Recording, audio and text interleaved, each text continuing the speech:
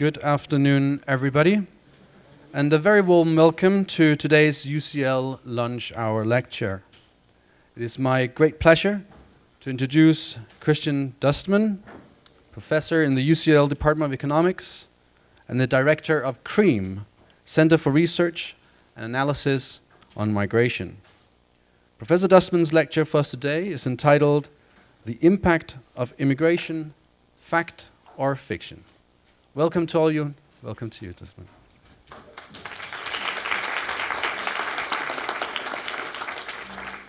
Thank you very much, and thank you all for coming and giving me the opportunity to talk a little bit about the work we are doing and what we consider as academic challenges and the work we would want to do in the future. I changed the title a little bit. I called it The Impact of Immigration, Fact, Fiction, and Perception. And I will talk a little bit about the difficulties in academics to extract the facts from the data. And I will also talk a little bit about the perception people have about such facts, what really matters for people when they form their ideas and perceptions about how immigration policy should be. So there are two parts in the talk today. Let me acknowledge many of my co-workers and co-authors, Ian Preston in particular, but also David Cart and Tommaso Frattini were very important for the work I am going to present today. Now, immigration, when I was starting to do my PhD, was an exotic topic. You don't work on immigration, one of my professors in Germany told me, because nobody cares about immigration. That has entirely changed. In the early 90s, immigration was something which was assigned and thought of as a phenomenon for the New World. Australia, America, and Canada were countries of immigration, but European countries, despite the fact that some of those countries had large numbers of foreign-born already, never considered themselves as immigration countries. This has dramatically changed over the last decade. Now, when we look at the different countries in Europe and we look at their immigrant populations, we also see that immigration is hugely heterogeneous.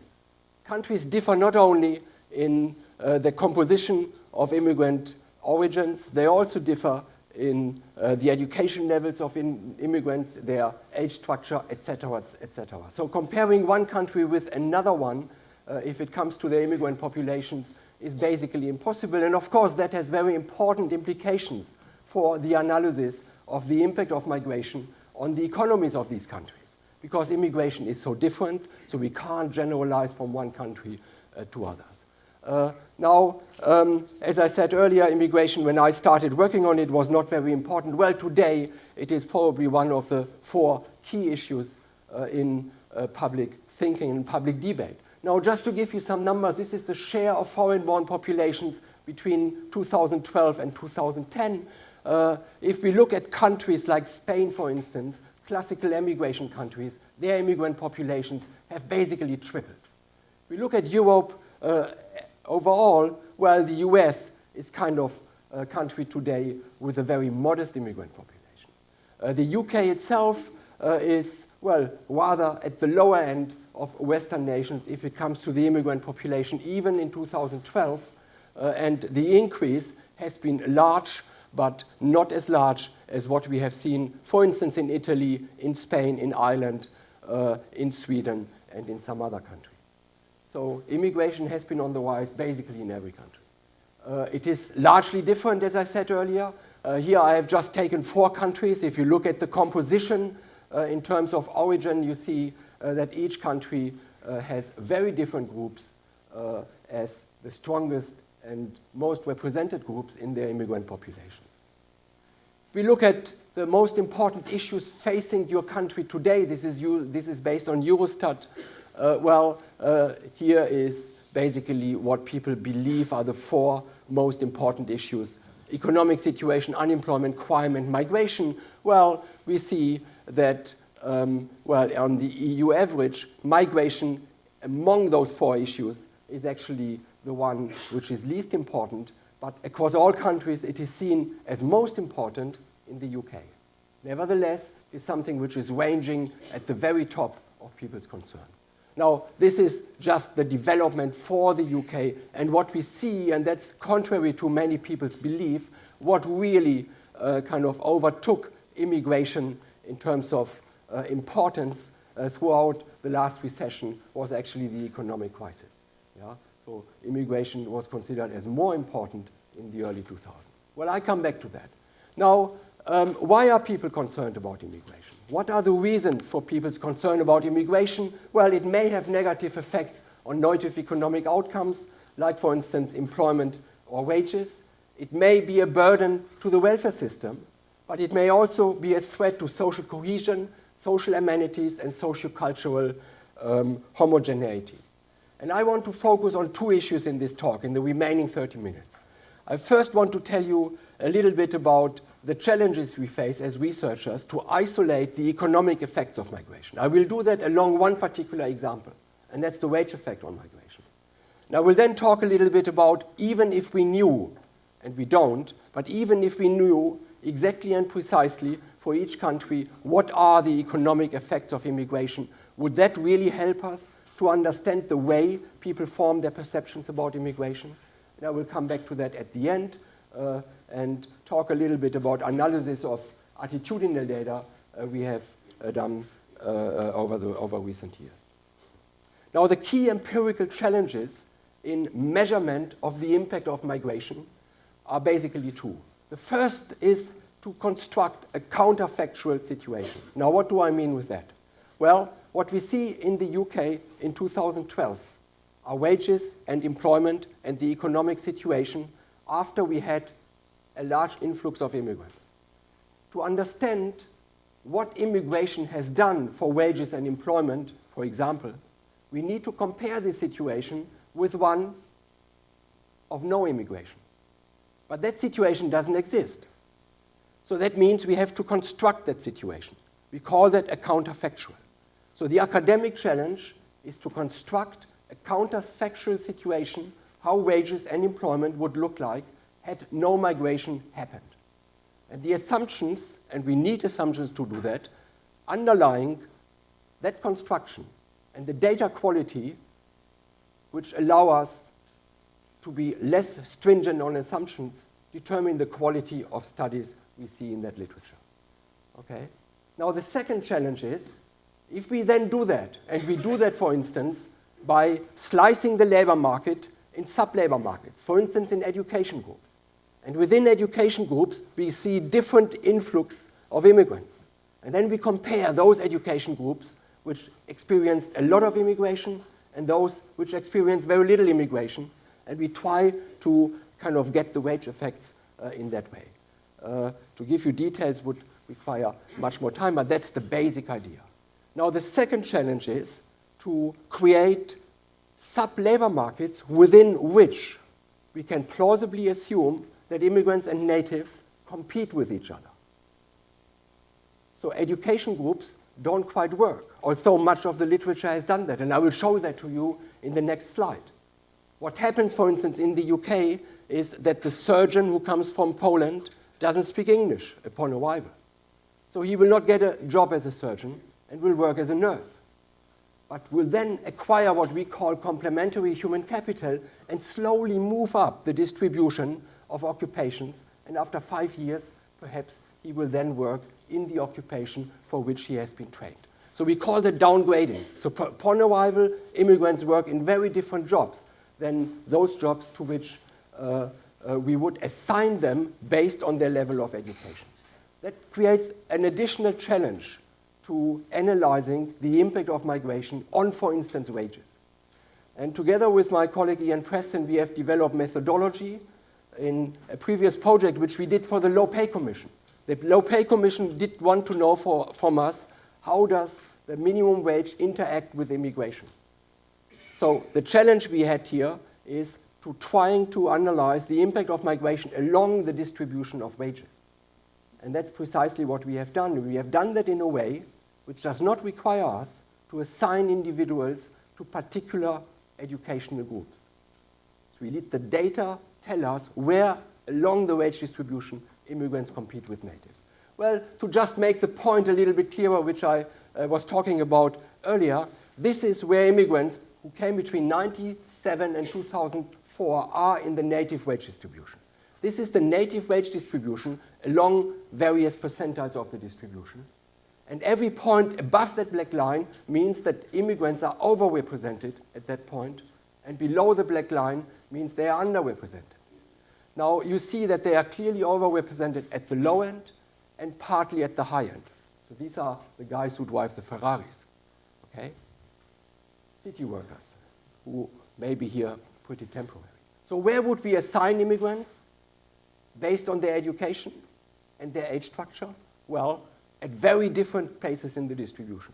They would be predominantly at the high end and hardly at all at the low end. Immigrants to this country, as many of you may know, are far better educated than natives. But they downgrade. Yeah?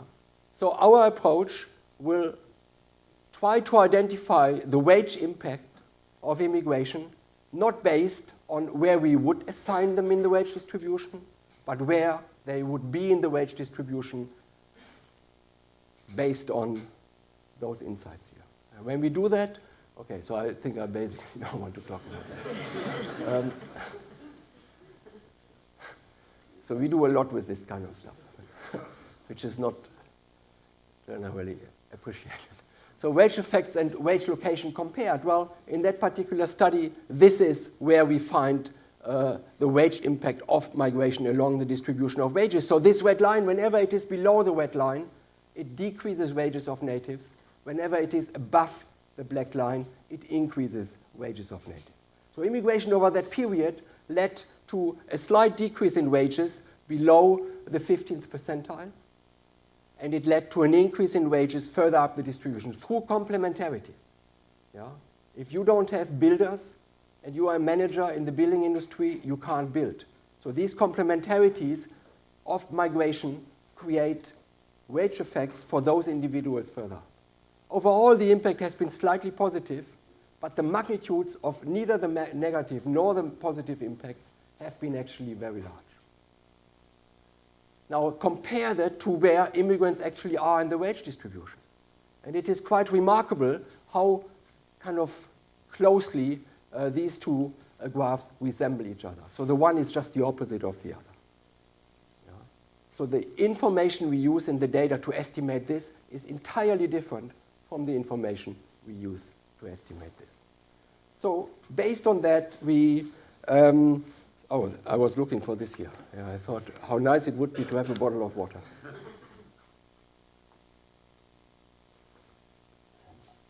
And on that insight, we are developing future research which tries to understand the dynamics of immigration in the receiving country in the following sense. So when the surgeon comes to the UK, he or she competes with nurses. But then after some years, he moves up the distribution of occupations and competes with many other people along the way. He improves far faster than any native could do it, because the only thing he has to do is to learn English to bring his knowledge into the UK labor market. And that dynamics, until now, is not understood at all. So we are working dynamic models to really understand the dynamics of how economies can adjust to immigration. To just give you that slightly in a graphical way, if we look at immigration between 2005 and 2013 to this country, this is where immigrants are in the distribution, and this is where we would put them in the distribution based on their education. Now, these are all immigrants who just arrived. Compare that to immigrants who are here between 3 and 5 years. Well, this red line is already much more similar to the green line. And compare that to immigrants who have been here for 5 to 10 years. Well, this green line here is much more similar to the solid line, even than this line here. So it's kind of tilting towards this particular line. And if you look at immigrants who have been here for 10 or more years, then what we see is that this yellow line here is, at least at the upper end, very similar to where we would expect them based on their education. So this process of dynamic adjustment, of course, interacts with a process of interaction with native individuals in a very dynamic sense. And this is work we are trying to do at the moment. Well, suppose we knew the precise answers to any kind of question we may want to ask about how immigration impacts on the receiving economy. Then we should ask ourselves, well, we worked on that for many years, many decades, and many people did that, but for what? Does that matter? Does that in any way impact the way individuals form their opinion about what an optimal migration policy should be? So immigration policy, we hope as economists, or I think as academics more generally, is affected by the way immigration impacts on the receiving country and the receiving economy. So we hope that immigration policy is informed by the effect of immigration on the economy.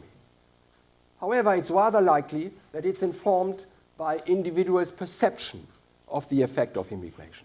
Now, if that is the case, it's our task to inform those perceptions with facts we find in data. However, it may also be that there is some non-economic considerations, some considerations about social concerns, socio-cultural concerns, far less precisely defined, which in fact impact on the way individuals think about immigration policy. And one question we asked ourselves kind of 15 years ago was trying to understand how big this channel here is versus this channel. And we started doing that with data from the British Attitude Survey, where we tried to isolate this channel and to see how much each channel explains in terms of their individuals' attitudes towards immigration policy. We then extended that research because we had the opportunity in 2002 to create an extra module on immigration for the then starting European Social Survey, which was in the field in 22 countries in Europe. And in my remaining 10 minutes, I would like to talk a little bit about that research, and I would like to talk a little bit about what we found in terms of the importance of economic considerations, economic fears, economic concerns, and socio-cultural concerns if it comes to form individuals' attitudes towards immigration policy. Something which we believe is extremely topical at the moment, in particular in this country. So the hypothesis is that attitudes to immigration reflect a combination of concerns over socio-cultural factors and direct economic impacts on wages and taxes, fiscal impacts of migration and impacts of migration on the labor market. But we find that the concerns over so as economists, we always give the findings at the beginning, because every seminar we give, there were always so many questions that we very often don't get to the end. So I give you the findings now, and I come back hopefully to that at the very end. Concerns over socio-cultural factors are far more important than concerns over the impact on wages and taxes by factor 3 to 5. And what that means, I come back to that a little bit later. So the papers on which this research is based. Now, I talked about this survey. In this survey, the way we constructed the questions was very much aimed to be able to answer those questions I was posing a little bit earlier. Let me just give you one or two descriptors from that survey. So it's kind of fascinating what you can learn from that survey about the way people think about immigration. So this is referring to something which you see throughout all attitude surveys. Any attitude survey gives you the same picture. What we have here are 4 groups, young and old, and within the young we distinguish between well-educated and non-well-educated. So we have well-educated young, well-educated old, non-well-educated young, and non-well-educated old. I don't tell you what is old or young, because that will depress many people, including myself. Okay. So, and on this line here, and on this axis, we have the sentiment for more immigration for highly educated young. And on this line are all the other groups. And every dot in every color represents one group for one particular country. So these are the 22 countries of the European Social Survey. So what you see in this graph, first of all, is the way individuals think about immigration is very different across countries. But what you also see is, well, these are the young educated. Any point below this line means more hostility towards liberal immigration policy. And what you see that through all countries, the old, less educated, the blue dots here, are most hostile towards more liberal immigration policies. Those guys here, the low-educated young and the high-educated old, are kind of the same, but definitely more hostile towards immigration policy which are more liberal than the young educated ones. So there were two things in this graph which you find throughout all these surveys. Older people tend to be more hostile towards more liberal migration policies, which could be a cohort effect or an age effect. But most importantly, educated individuals are less hostile towards more liberal immigration policies. And you see that through all countries, and you see that now the way economists try to rationalize that is by saying, okay, you have seen in the previous graph that at the low end of the wage distribution, if there is any wage impact, we will find it there. And that's where the low-educated individuals are.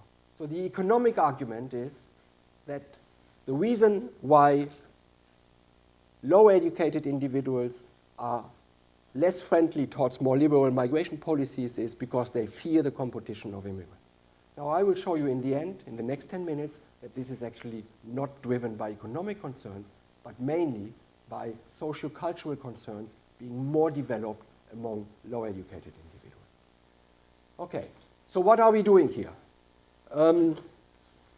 We basically relate attitudes towards immigration, and we distinguish between three different sets of attitudes.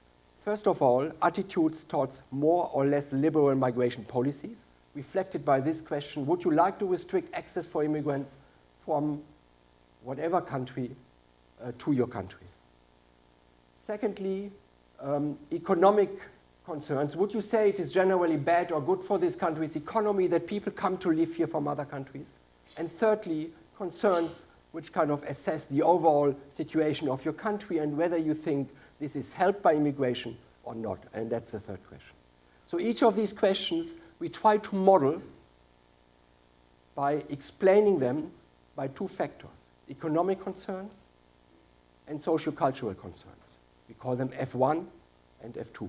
And we try to compare the magnitude of influence of this factor relative to that factor.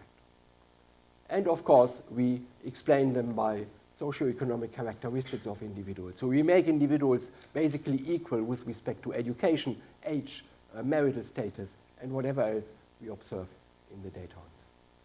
Now, in order to construct these factors here, we need sets of other questions. To construct the economic factor, we have a set of questions which tries to kind of get some idea about different concerns, economic concerns, individuals may have about immigration. Do you agree or disagree that wages and salaries are brought down by immigration? Do you agree or disagree that immigrants harm the economic prospects of the poor, distributional effects? Do you agree or disagree that immigrants help to fill jobs? Would you say that immigrants take jobs away from natives or create new jobs? Or on balance, do you think that immigrants take out more than they put in terms of taxes? So we extract from that what we call an economic factor. And the same thing we do for socio-cultural factors. So here we have a set of questions which tries to get to what people think about homogeneity. Do we agree or disagree that it's better for a country if everybody shares same customs and traditions? If there is a variety of different religions? Is it better for a country if everybody speaks the same language, etc.? And we have kind of, this is the base set of variables and questions we use, but we have experimented with many other specifications. What I'm showing you there now is basically robust through everything we have been doing here. And that's basically it. Yeah? So the weight individuals assign to economic concerns relative to socio-cultural concerns is given by those two parameters here. What you can see is that the socio-cultural concerns are by factor 5 more important for determining whether individuals would want a more liberal or less liberal immigration policy than economic concerns. On the other hand, when we look at whether immigration is good or bad for the economy, what dominates is the economic concern, which should be. And if we investigate whether immigration makes the country a better or worse place to live, again, the social-cultural concern is more important, but the economic concern plays more of a role than towards more or less liberal immigration policies. Now let me come back to the educational gap I suggested before. Why less educated individuals may be more hostile towards more liberal immigration policies. So what people suspected so far is that's because they are more in competition with immigrants. Now what we can do in this particular model here is we can take the difference in immigration attitudes. So all this is scaled on an axis from 0 to 1. So you could say that on that axis, the gap between tertiary and primary educated individuals is about 0.13, 13%. So how much of that gap is due to economic concerns, and how much of that gap is due to socio-cultural concerns? And what you see is that most of this gap is explained by socio-cultural concerns, and only a very small part is explained by actually economic concerns. So the gradient we see in education, if it comes to attitudes towards immigration and immigration policy, is mainly explained not by economic concerns of lower educated individuals, but by their socio-economic, socio-cultural concerns.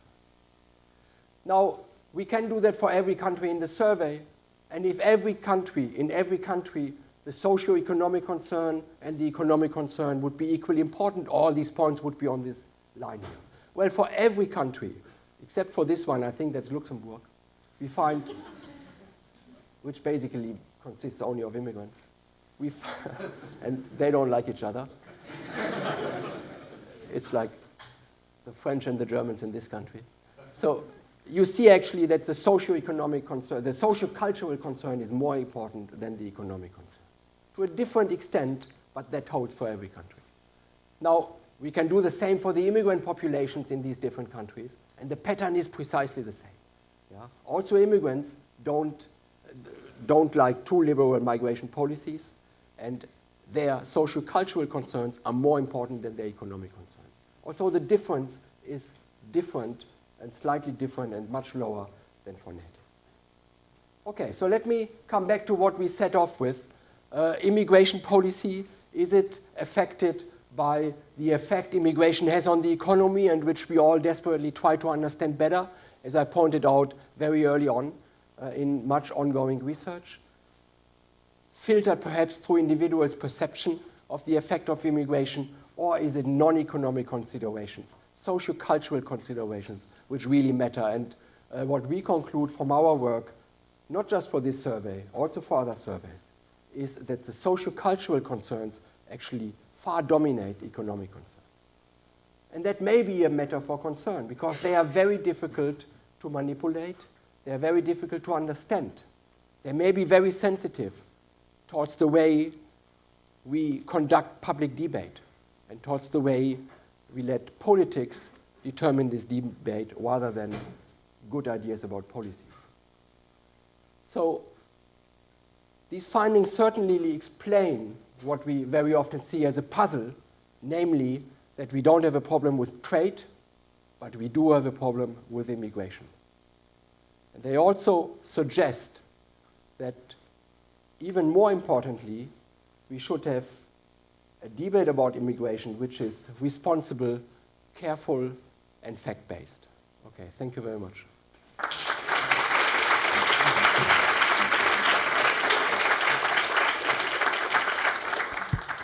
Thank you very much, Professor Dustmann. I am sure there will be questions to this wonderful lecture, and we have about 10 minutes. So we'll go first here in front. Thank you. My friends and family comprise many nationalities. We move around the world in ones and twos. We speak the local language. At World War II, my country was 2 weeks from starvation with a population below 40 million. It is a numbers problem. We cannot support them environmentally, the numbers we have. It's not just the buildings or the schools. Come with me back to London sewers and you might have a different opinion. It's numbers. Well, I accept many arguments against or in favor of migration. I think one of the silliest arguments is this island is full. 2% of the area in the UK is populated. If you go to countries like Singapore, they are far denser populated than the UK.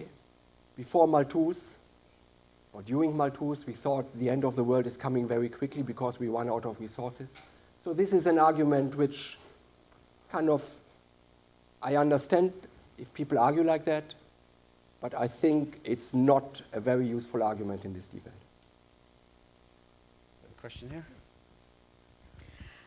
One variable that you didn't appear to, unless I missed it when I was blinking, was that immigration comes from many countries. Is there a variable according to countries, say if they're Scandinavian or African or Far East? And also, I think there's a matter of elitism and class, because if you're above a certain class, then you can get educated in jobs through your connections. But sometimes students can be very well educated, and what depresses them is they search and search for jobs and they can't get them, and maybe that's when they feel slightly jittery. No, absolutely. So, you see, immigration is such a hot topic because everybody feels that he or she is affected by immigration in one or another way. And my view is that any concern, whatever the nature of it is, even if we think the island is full, has to be taken very seriously. And we have to debate it and we have to talk about it. I think migration policy, which tries to be non-transparent, and which tries to be telling people that they don't really know how they should think about it, is not good migration policy. And we see that any of those policies led to big slashes. We just talked about Denmark, where we had a very liberal policy towards refugees. Now we have a very hostile policy as a result of that.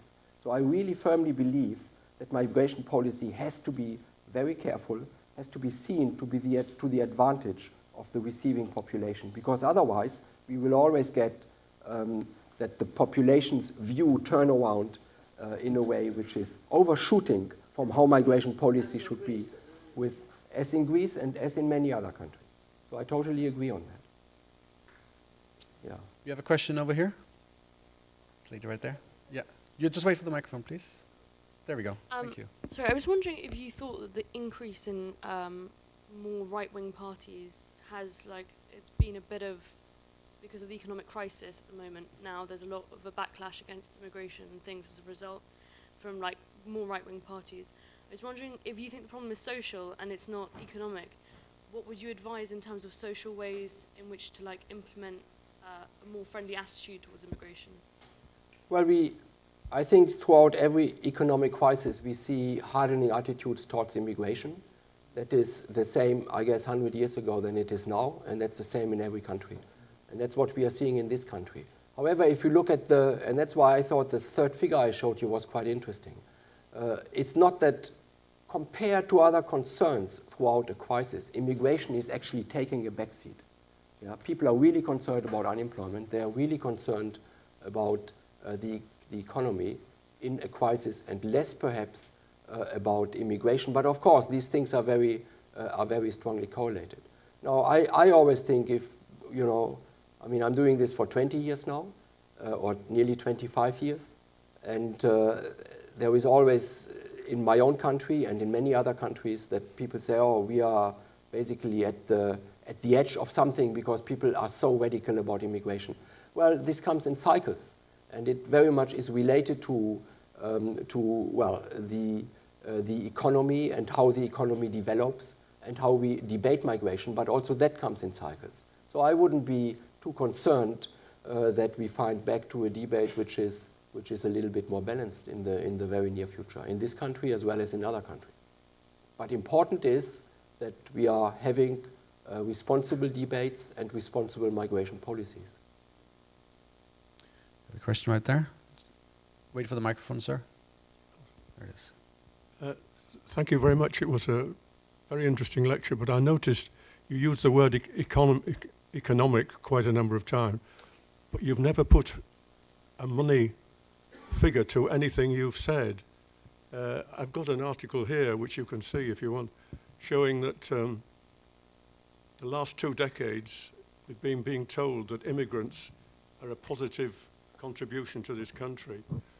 But the latest figures show that it costs us 22 million per day if you take taxes and welfare into account. Well, I don't know what you refer to. We have done research. Well, I'll show you it afterwards. I think you refer to our report on the fiscal impact of migration, where we look at predominantly immigrants who came after 2000. We find in that report that immigrants over that period from European countries and who arrived after 2000 have contributed 35% more in terms of taxes than they would take out in terms of benefits. Last week, Migration Watch responded to that with their own report where they basically turned these numbers around. We read this report, we replied to this report. You can read this report. There were no authors on the report. We were not notified about the report. I only heard about the report by journalists who called me to respond to that report. The report makes it incredibly difficult to verify any of the numbers they come up with, and I don't take this report serious. Thank you very much. There's a question up there in the corner.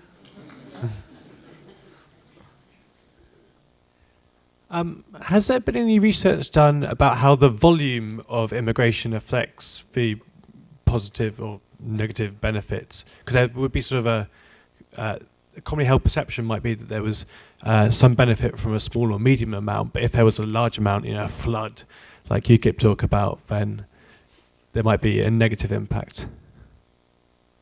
Okay, so migration, I think that is very important to understand. Overall, creates a huge surplus. However, the key issue here is how is that surplus distributed? A large part of that surplus goes to immigrants themselves, because by going to another country, they can realize higher welfare and higher wages. The key issue for receiving countries is how is that surplus distributed across the population in the receiving country. And there are clearly winners and losers. And that's what I try to point out with respect to one particular aspect, which is just wages. But we can think about many other aspects where we have some winners and some losers. Overall, the winners lose more than the losers, but some people may lose. And in some way, we have to compensate these people if we want immigration. Yeah? So that's what makes this debate very difficult. That's why we see these different views on immigration, because people take different perspectives. You can look at immigration from very different perspectives. And then you take that attitude or that attitude. The strawberry industry is clearly all in favor of migration, because that's the only way they can exist in a market with a traded good where labor costs is key and very, very important. People who live in disadvantaged areas which are having difficulties with some public services, a large demographic change in those areas will lead to additional difficulties. And I think these difficulties have to be taken very seriously, and we have to address these difficulties. And they may have a very different view about migration than the strawberry producers. Yeah? So there are winners and losers. And to understand that better and to address their concern better is, I think, the big challenge of migration, of a balanced migration policy. Policy is always walking on a very thin path. What policymakers need to do is they need, on the one side, to address the concerns of industry. And they are very important. If you can't draw on an international skill pool as an industry at the forefront of technological development, then you lose out. So you need immigrants to do that, because you don't find people in your own country. That's not just the case for the UK. That's the case for every country. But on the other hand, there are people who may feel that immigration disadvantages them, that this is something which is not good for them. Some of that may be real, some of that may be imagined, but whether it's imagined or real, we have to address these concerns. And that's what I believe a responsible migration policy has to do. Thank you very much. I'm afraid we have run out of time, and I hope you will join me in thanking Professor Dustmann once again for his wonderful lecture.